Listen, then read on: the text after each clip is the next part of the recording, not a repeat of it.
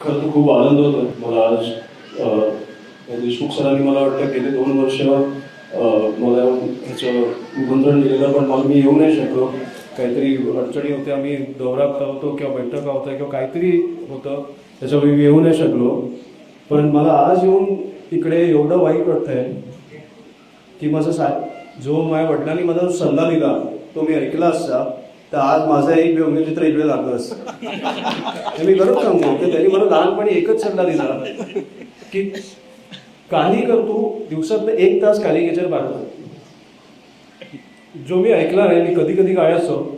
आणि मला असं वाटतं की ही कॅरिकेचरची कला तुम्हाला कोणी शिकवून येत नाही, तुमच्या इथं राहत असते किंवा नसते. कारण माझे अनेक मित्र आहेत जे ड्रॉइंग शिकले आहेत, कॅरिकेचर शिकण्याचा प्रयत्न केला आहे, पण आजपर्यंत त्यांना एक साधी रेषा काढता येत नाही. त्याच्यामुळे हे तुमच्या आत आहे. आणि मला बघून एवढा आनंद झाला की हे जे लहान मुलांचं करतं मी बघून मला एवढा आनंद झाला की तुमच्यात ती कला आहे, ती घालवू नका. जो माझ्या वडिलांनी मला सल्ला दिला तोच मी तुम्हाला देईन की कितीही तुम्ही बिझी झालात आयुष्यात तरी 1 तास व्यंगचित्राला देत जा. मला वाटतं तुम्ही जास्त देत होता.